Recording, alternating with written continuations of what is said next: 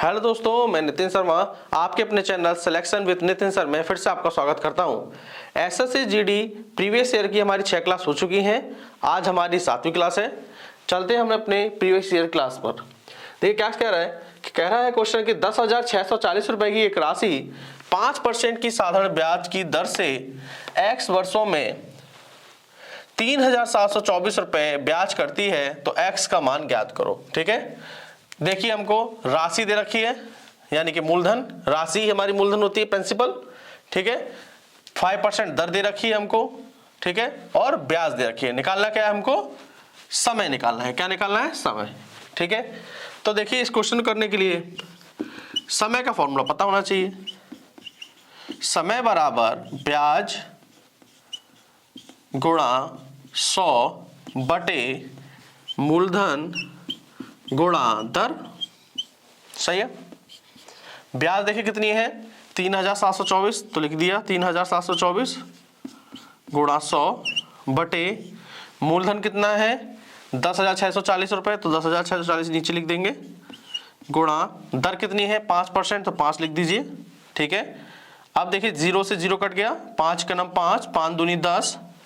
ठीक है, 2 से ये कट सकता है, 2 एक नम 2, 2 पंचे 10, 2 3 6, 2 दूनी 4। अब लिखा है 532, 3,724 से किस नंबर से कट सकता है? ठीक है, तो देखेंगे तो 7 से कट जाएगा।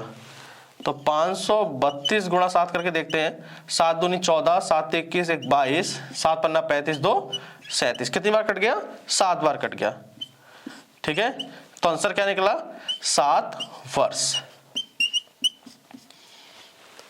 अब हम चलते हैं अपने अगले वाले क्वेश्चन पर। देखिए क्वेश्चन नंबर 2 क्या कह रहा है? कह रहा है कि यदि दो संख्याओं का HCF 8 है तो निम्न में से कौन सा उन संख्याओं का लासापा या एलसीएम नहीं हो सकता। ठीक है, ऑप्शन दिए हैं 72, 24, 48 और 68। आपको एक बात याद रखनी है कि एलसीएम हमेशा, जो एलसीएम हमेशा याद रखना है, एलसीएम हमेशा HCF से पूरा पूरा विभाजित होता है। ठीक है, जो एलसीएम होगा, ठीक है, वो हमेशा क्या होगा? HCF से पूरा पूरा विभाजित होगा। ठीक है, 8 का भाग 72 में देखिए, 8 9 72, पूरा पूरा कट रहा है। 8 का भाग 24 में देखिए पूरा जा रहा है, 8 3 24। 8 का भाग 48 में देखिए जा रहा है, लेकिन 8 का भाग 68 में नहीं जाता है। ठीक है, तो एलसीएम क्या नहीं हो सकता? 68 नहीं हो सकता। ठीक है, तो आपको ये बात याद रखनी है। चलिए हम चलते हैं अपने अगले वाले क्वेश्चन पर। देखिए क्वेश्चन नंबर 3 क्या कह रहा है? मनीष ने 225 रुपए प्रति किताब की दर से किताबें खरीदी तथा 162 रुपए प्रति किताब की दर से उन्हें बेच दिया। 7 किताब बेचने पर हानि क्या होगी? ठीक है, ये एसएससी जीडी 2019 में आया है क्वेश्चन। इससे पहले जो 2 क्वेश्चन कराए वो भी एसएससी जीडी 2019 के एग्जाम में आए थे। ठीक है, चलते हैं क्वेश्चन देखते हैं क्या कर रहा है। देखिए 225 रुपए प्रति किताब की दर से क्या कर रहा है? किताबें खरीदी। ठीक है, प्रति किताब मतलब एक किताब। एक किताब कितनी खरीदी? देखिए एक किताब खरीदी कितने की? 225 रुपए की। ठीक है, कितने की? 225 रुपए की। आगे कह रहे हैं तथा 162 रुपए प्रति किताब की दर से उन्हें बेच दिया। प्रति किताब की दर से उन्हें बेच दिया, तो एक किताब बेची कितने की? तो एक किताब बेची कितने की? 162 रुपए की।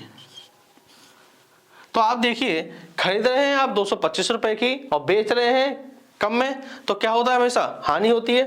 तो देखिए कितने की हानि हुई है? 5 में से 2 गया 3, 12 में से 6 गया 6, तो हानि कितने की हो गई? 63 रुपए की हानि हो गई। एक किताब पर 63 रुपए की हानि हो गई। आगे क्या कह रहा है? कह रहा है कि 7 किताब बेचने पर, जब एक किताब पर 63 रुपए की हानि है तो 7 किताब पर कितने की हानि होगी? तो 7 किताब पर हानि, तो देखिए 7 किताब पर हानि निकाल लेते हैं। 63 गुणा 7, 7 21, 7 42 और 2 44। ठीक है,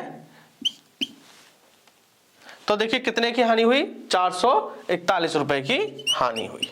ठीक है, अब हम चलते हैं अपने अगले वाले क्वेश्चन पर। देखिए क्वेश्चन नंबर 4 क्या कह रहा है, कह रहा है यदि A/B बराबर 5:8 तथा B/C बराबर 11:13 है, यदि A बराबर 110 हो तो C का मान ज्ञात करो। ऐसा क्वेश्चन हम प्रीवियस ईयर की क्लास में पहले भी किया है हमने। ठीक है, देखिए A/B और B/C, देखिए ABC का रेशो निकाल लीजिए, A, B और C। AB कितना दिया है 5-8 तो लिख लीजिए, BC कितना दिया है 11 और 13, लिख लीजिए 11 और 13। ठीक है, मैंने आपको बताया था जब बगल में कुछ नहीं होता है तो जो बगल में जो खाली स्थान है, अगर उसके बगल में कोई नंबर लिखा है तो उसे भर लेते हैं। ठीक है, यहाँ पर भी खाली स्थान है, उसके बगल में 11 है तो उसे भर लेंगे। ठीक है, उसके बाद इनका गुणा कर दिए, 13×8 104, 11×8 88, 11×5 55। और शॉर्ट हो सकता है तो कर सकते थे, लेकिन ये और शॉर्ट नहीं होगा। ठीक है, क्योंकि ये विषम संख्या है और बाकी ये दोनों सम संख्या है। ठीक है, तो हमें क्या कह रहा है, यदि A बराबर 110 हो, देखिए हम कह रहे हैं A की वैल्यू कितनी आई है 55 और वो कह रहा है A की वैल्यू कितनी है 110। ठीक है, तो देखिए 55 गुणा x बराबर 110, तो x की वैल्यू क्या निकली 110/55, ये गुणे में है, नीचे भाग में जाएगा, 5 5 निकले 55, 55 दूनी 110, x बराबर 2। ठीक है, अब हमसे किसी की, अगर हमसे किसी का भी मान पूछे हम निकाल सकते हैं। ठीक है, अभी उसने पूछा C का मान बताइए, तो आपको क्या करना है, C लिख लेना है। C की वैल्यू कितनी है, हमने कितनी निकाली 104 निकाली है, 104 गुणा 2, तो क्या है आंसर 208। देखिए क्वेश्चन नंबर 5 क्या कह रहा है, कह रहा है कि 10 सही 1/3 भाग 5/3 ब्रैकेट में लिखा हुआ है 10 + 14 डिवाइड 3 माइनस का 1 ब्रैकेट क्लोज का मान बताइए। SSC GT 2019 के एग्जाम में आया क्वेश्चन है, चलिए करते हैं। देखिए अब ध्यान रखिए, एक बोर्ड मास का रूल पता ही है आपको, बोर्ड मास का रूल क्या कहता है, एक बार फिर से समझ लीजिए। बोर्ड मास क्या कहता है, पहले ब्रैकेट को सॉल्व करना है, फिर ऑफ को करना है, ऑफ को हिंदी में बोलते हैं का, जिसे गुणा भी कहते हैं, डी मतलब डिवाइड, एम मतलब मल्टीप्लाई को सॉल्व करेंगे, एक मतलब एडिशन को, और एस मतलब होता है सब्ट्रैक्शन, यानी कि माइनस को सॉल्व करेंगे। ठीक है, तो सबसे पहले हम यहाँ पर ब्रैकेट को सॉल्व करेंगे। चलिए करते हैं क्वेश्चन को। 10 इसे शॉर्ट कर सकते हैं, 10 × 30 और 1 31/3 डिवाइड 5/3 ब्रैकेट में 10 + 14 डिवाइड 3। अब क्या करेंगे, डिवाइड वाले को सॉल्व करेंगे पहले, 10 प्लस, देखिए डिवाइड में है तो ये बटे में चला जाएगा, 14/3 माइनस का 1।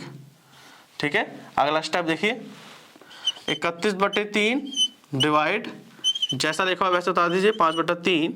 ठीक है, आगे देखिए 3 की गुणा 10 में करेंगे तो 30 पर जाएगा, 30 में 14 जोड़ देंगे तो कितना हो गया 44, 44/3 माइनस का 1।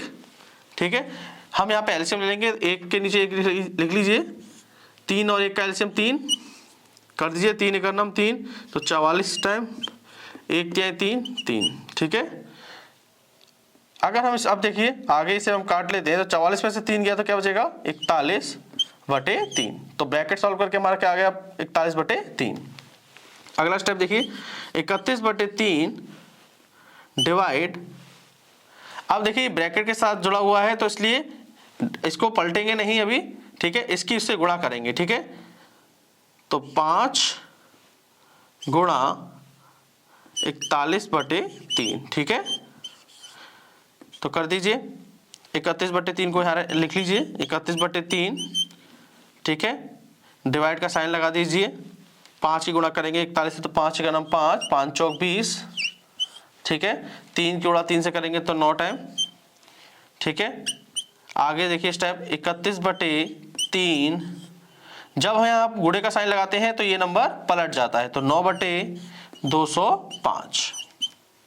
ठीक है, अब काट लीजिए, 3 का नाम 3, 3 त्रिका 9। ठीक है, अब बाकी कटेगा नहीं, तो 31 × 3, 31 × 93, और नीचे क्या बच गया 205, तो 93/205। ठीक है, सॉल्व करने के बाद इसका आंसर आया 93/205। आज की क्लास हमारी कंप्लीट हो चुकी है।